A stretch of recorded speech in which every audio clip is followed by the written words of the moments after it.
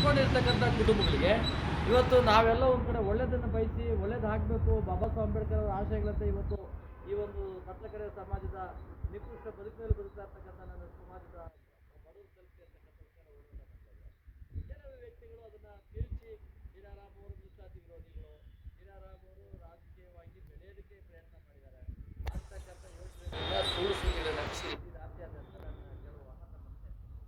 ಈ ಬಗ್ಗೆ ಒಂದು ಎರಡನೇದು CAA ವಿಷಯ. CAA ಆಕ್ಟ್ ಬಗ್ಗೆ ಇವತ್ತು ಏನು ಕೇಂದ್ರ ಸರ್ಕಾರ ಇವತ್ತು ತಗೊಂಡಿರ್ತಕ್ಕಂಥ ತೀರ್ಮಾನ ಸರಿ ಇದೆ.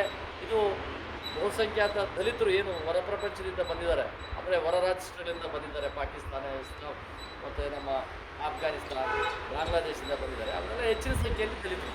ಅದಕ್ಕಾಗಿ ಕೇಂದ್ರ ಸರ್ಕಾರಕ್ಕೆ ನಾನು ಅಭಿನಂದನೆಗಳನ್ನು ಅರ್ಪಿಸ್ತೇನೆ. ನರೇಂದ್ರ ಮೋದಿಯವರು ತಗೊಂಡಿರ್ತಕ್ಕಂಥ ತೀರ್ಮಾನ ಸರಿ ಇದೆ. ಅಲ್ಲಿ ಏನು ಇವತ್ತು ವಲಸಿಗರು ಬಂದಿದ್ದಾರೆ ನಮ್ಮ ರಾಷ್ಟ್ರಕ್ಕೆ, ಅದರಲ್ಲಿ ಬಹುಸಂಖ್ಯಾತವಾಗಿ 70-80% ದಲಿತ ಸಮುದಾಯ ಬಂದಿದೆ.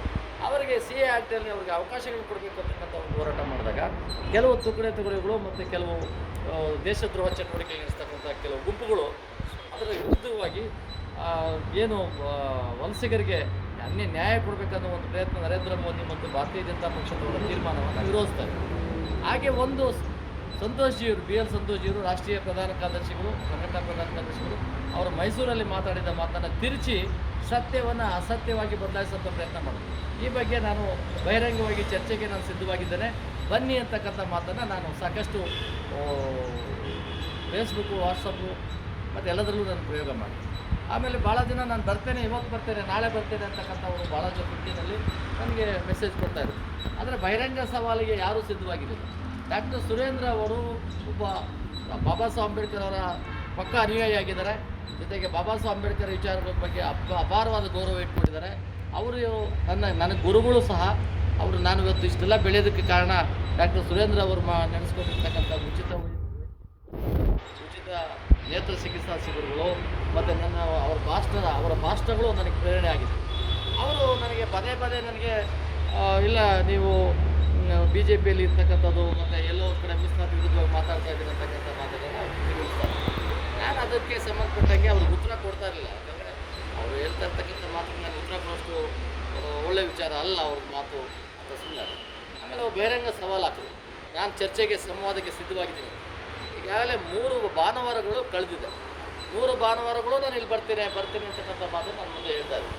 ಆದರೆ ಹೋದ ಭಾನುವಾರ ನಾನು ಇದೇ ಜಾಗದಲ್ಲಿ ಬಂದು ನಿಂತೆ, ಫೋನ್ ಮಾಡಿದ್ರೆ ಇಲ್ಲ ನಾನು ಬ್ಯುಸಿ ಇದ್ದೀನಿ, ನಿಮ್ಮ ವಿಚಾರಗಳು ಸರಿ ಇದೆ, ಅದು ನಿಮ್ಮ ಒಳ್ಳೆಯ ಹೋರಾಟಗಳಿಗೆ ನಾವು ಬಹಿರಂಗವಾಗಿ ಚರ್ಚೆ ಮಾಡಬೇಕು, ನಾವೇ ಇದ್ರ ಬಗ್ಗೆ ಚರ್ಚೆ ಮಾಡೋಣ ಅಂತಕ್ಕಂಥ ಮಾತನ್ನು ಹೇಳಿದ್ರು. ಅದಕ್ಕೆ ಇಲ್ಲ ಇದು ಸಾರ್ವಜನಿಕವಾಗಿ ನೀವು ಸವಾಲನ್ನು ಸ್ವೀಕರಿಸಿದಿರಿ, ಸಂವಾದ ನಡೆಸಬೇಕು ಅಂತಕ್ಕಂಥ ಮಾತು ಹೇಳಿದಿರಿ. ಕೆಲವು ತುಕಡಿಗಳಿಗೆ ಎಲ್ಲೋ ಒಂದು ಕಡೆ ಏನು ನಡೀಬೋದು ಅನ್ನೋ ನಮ್ಮ ಸಂವಾದ ಹೇಗೆ ನಡೀತದೆ ಅಂತಕ್ಕಂಥದ್ದು ವಿಚಾರ ಕಾಯ್ತಾ ಇದ್ದಾರೆ. ಬರಲೇಬೇಕು ಅಂತ ಇವತ್ತು ಒಪ್ಕೊಂಡಿದ್ರು. ಇವತ್ತು 11 ಗಂಟೆಗೆ ಅವರು ಒಪ್ಕೊಂಡಿದ್ರು. ಇವತ್ತು 11 ಗಂಟೆಯಿಂದ ನಾನು ಇಲ್ಲಿವರೆಗೂ ಕಾದೆ, ಅವ್ರು ಬರಲಿಲ್ಲ. ಫೋನ್ ಮಾಡಿದಾಗ ಹೇಳ್ತಾ ಇದ್ದಾರೆ ನಾನು ಊರಲ್ಲಿಲ್ಲ, ಹೊರಗಡೆ ಇದ್ದೀನಿ. ಇದು ಯಾಕೆ ಸಂವಾದ ಬಿಡಿ ರಾಮು, ನೀನು ಬೆಳೆದಿದೆಯಾ, ಒಳ್ಳೆ ವಿಚಾರ ಹೋರಾಟ ಮಾಡ್ತಾಯಿದೆಯಾ, ನನ್ನ ಸಪೋರ್ಟ್ ಇದೆ ಅಂತಕ್ಕಂಥ ಮಾತನ್ನು ಹೇಳಿದ್ದಾರೆ. ಅದಕ್ಕೆ ನಾನು ಒಪ್ಪಲಿಲ್ಲ. ಸಂವಾದ ಆಗಲೇಬೇಕು. ನಿಮಗೇನು ಸತ್ಯ ತಿಳ್ಕೊಬೇಕು ಅನ್ನೋ ಪ್ರಯತ್ನ ಮಾಡ್ತಾಯಿದ್ರು, ಆ ಪ್ರಯತ್ನಕ್ಕೆ ನನ್ನದು ಬೆಂಬಲ ಇದೆ. ನಾನು ಮಾಡ್ತಾ ಇರ್ತಕ್ಕಂಥ ತಪ್ಪುಗಳನ್ನ ತಿದ್ಕೊಳ್ಳೋಕ್ಕೂ ನಾನು ರೆಡಿ ಇದ್ದೇನೆ. ನೀವು ನನ್ನ ಜೊತೆಲಿ ಚರ್ಚೆಗೆ ಬರಲೇಬೇಕು ಅಂತಕ್ಕಂಥ ಮಾತನ್ನು ಮತ್ತೆ ಒತ್ತಾಯ ಮಾಡಿದಾಗ ಅವರು ನೆಕ್ಸ್ಟ್ ಮುಂದಿನ ಭಾನುವಾರದ ಬರ್ತೀನಿ ಅಂತ ಹೇಳಿದ್ದಾರೆ. ಕೆಲವರು ಫೇಸ್ಬುಕ್ಕು, ವಾಟ್ಸಪ್ಗಳಲ್ಲಿ ನನಗೆ ಮೆಸೇಜ್ ಆಗ್ತಾರೆ, ಇಲ್ಲ ನೀವು ಪಲಾಯನವಾದ ಮಾಡ್ತಾಯಿದ್ದೀರಾ, ಚರ್ಚೆ ಮಾಡ್ತಾಯಿಲ್ಲ, ನೀವು ಲೈವಲ್ಲಾದರೂ ಮಾತಾಡಿ, ಕನಿಷ್ಠ ನೀವೇನು ಮಾತಾಡ್ತೀರ ಅಂತ ನಾವೂ ತಿಳ್ಕೊತೇವೆ, ಮತ್ತು ನಿಮ್ಮ ವಿಚಾರಗಳ ಬಗ್ಗೆ ನಮಗೆಲ್ಲೋ ಸಂಶಯ ಇದೆ ಅಂತಕ್ಕಂಥ ಮಾತನ್ನು ವ್ಯಕ್ತಪಡಿಸ್ತೀನಿ. ಹಾಗಾಗಿ ಇವತ್ತು ನಾನು ಫೇಸ್ಬುಕ್ ಲೈವಲ್ಲಿ ಬಂದಿದ್ದೇನೆ. ಮತ್ತು ಇವತ್ತು ಈ ವಿಚಾರಗಳನ್ನು ತಿಳಿಸ್ಬೇಕು. ಯಾರಿಗೂ ಇವತ್ತು ಆ ಶಕ್ತಿಯನ್ನು ನನ್ನ ಜೊತೆ ಚರ್ಚೆ ಮಾಡೋದಕ್ಕೆ ತಯಾರಾಗಿಲ್ಲ.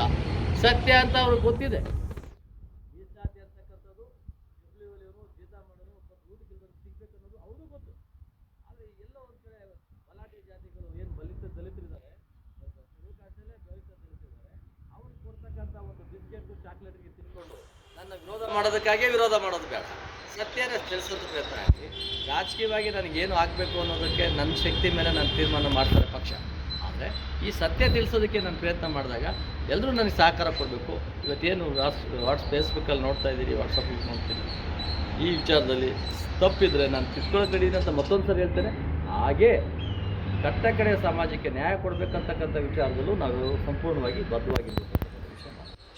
ಈಗ ನಾನು ಇದು ಒಂದು ವಿಚಾರ ಸಾರ್ವಜನಿಕವಾಗಿ ವ್ಯಕ್ತಪಡಿಸ್ತೇನೆ.